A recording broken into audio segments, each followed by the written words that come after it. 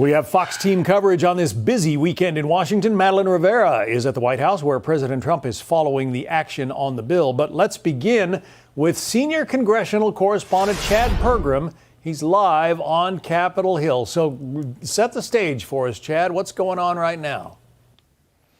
John, good afternoon. Well, Thom Tillis did not always align with President Trump. His retirement announcement triggered a shockwave on Capitol Hill. Tillis was one of two Republicans who voted against starting debate on the bill last night.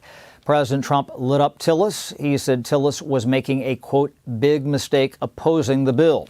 He then threatened to primary Tillis. Tillis worried about health care provisions in the bill. Democrats boomeranged his opposition against the GOP. The big and not very beautiful bill that we are about to vote on here in the Senate is going to cut $900 billion out of Medicaid. Don't believe me? Listen to Senator Thom Tillis. He's been saying loudly this bill is a bad deal for the middle class. It'll raise health care costs and throw millions off of needed health care.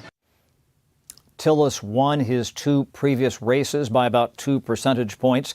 Tillis also had reservations until the last minute about supporting Pete Hegseth for Secretary of Defense. But even other Republicans from North Carolina see the bill differently from Tillis. Greg Murphy is a doctor. The last thing as a physician I want to do is hurt a system that is already hurting as it is. But I also want to get back to the fact that there really are some things within the system as it is right now that are ridiculous and need to go away.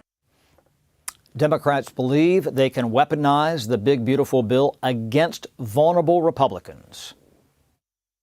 What this does, and the baseline is all these cuts, all this cutback on health care to provide the wealthiest in our country a disproportionate share of tax cuts. That just doesn't seem fair. And the more we can get that out, I think this will be a political albatross. Now, this means Tillis likely opposes the big, beautiful bill. GOP Kentucky Senator Rand Paul also voted nay last night. Senate Minority Leader Chuck Schumer compelled Senate clerks to read the entire 940-page bill out loud. That's gone on since 11 p.m. last night. Their voices are wavering.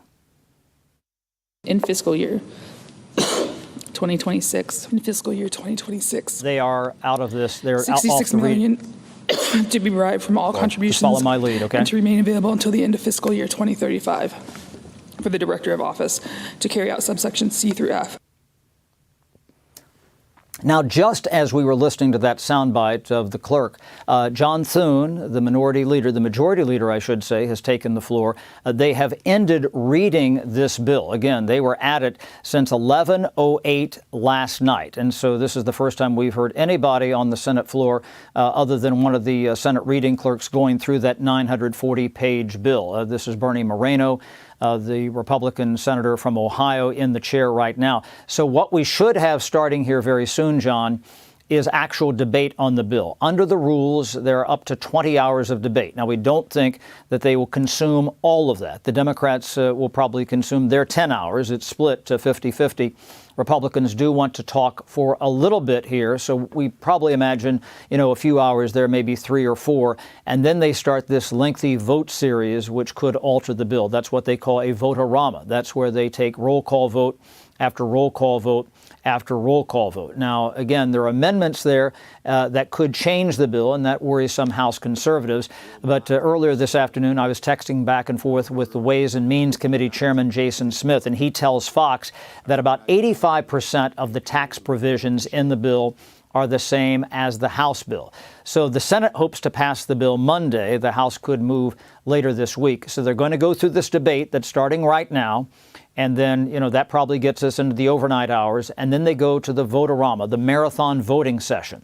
John, what we've seen on these marathon voting sessions when we've had other so-called budget reconciliation bills on the floor, that's what this is they usually run between about 9 hours and 15 hours. So let's just do the time here. So let's say they take about 12 hours of debate. Okay, that gets us to a little bit after 1 in the morning.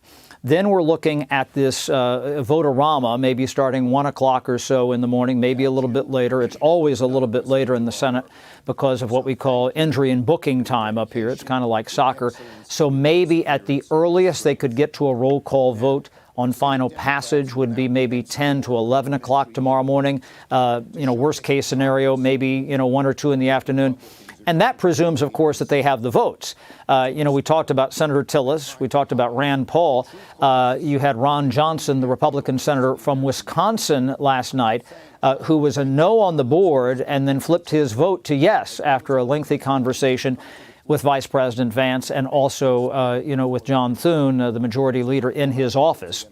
So they need Ron Johnson here. They can go down to 50 votes. As I always say, it's about the math. If it's 50-50, they can still have Vice President Vance break that tie and still pass the bill. But that is up in the air a little bit right now. We tend to think that they have this wrapped up, but you just don't know until the very end, especially because of Tom Tillis signaling that he was going to be a hard no and he's, going to retire at the end of his term.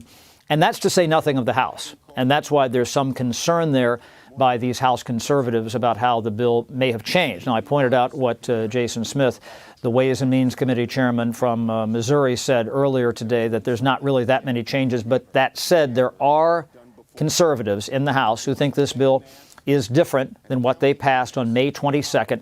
And they're very worried about, having this come back and the Senate essentially jamming them. I know some of the people in the leadership on the Republican side of the aisle in the House don't like that, but that is the reality with those rank and file members, especially on the conservative side of the aisle, the Chip Roys and some others.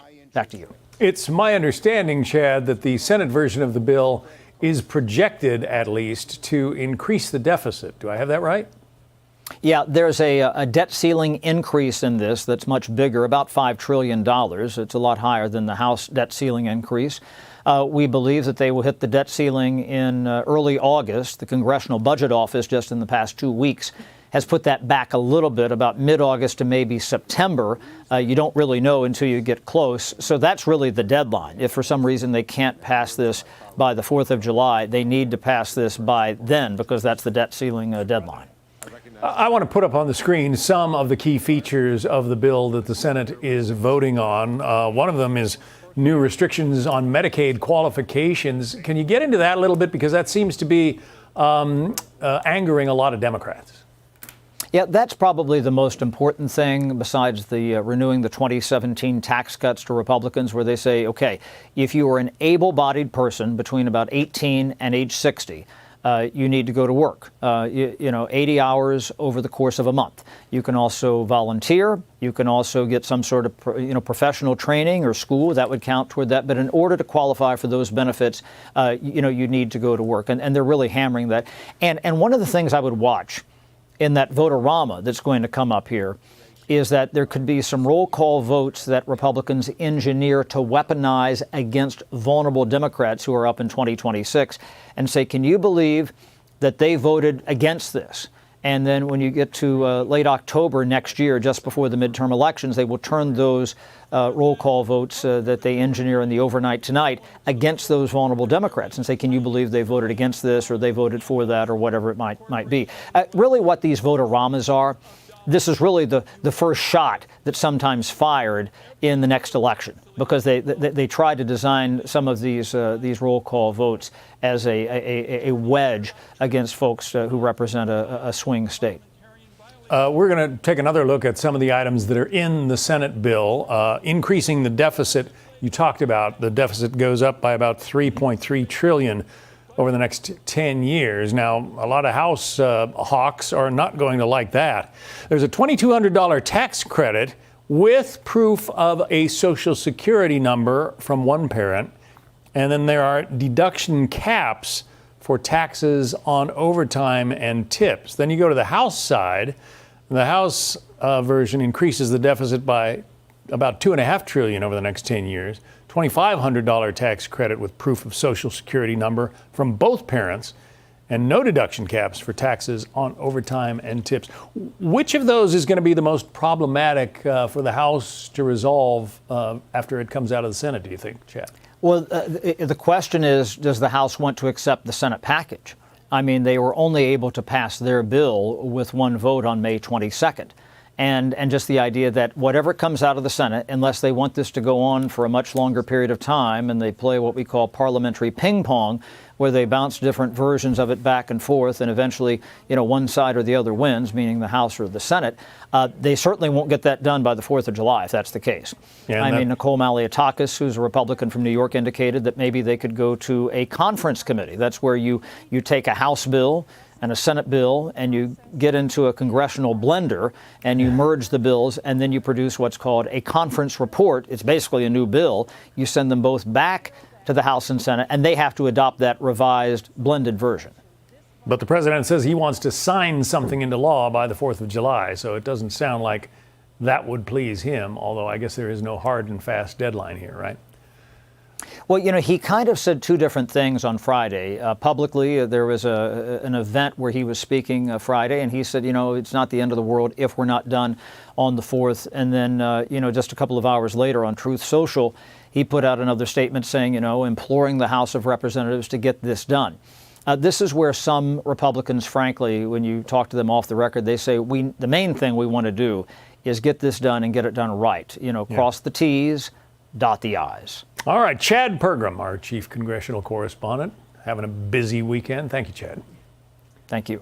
Hey, Sean Hannity here. Hey, click here to subscribe to Fox News YouTube page and catch our hottest interviews and most compelling analysis. You will not get it anywhere else.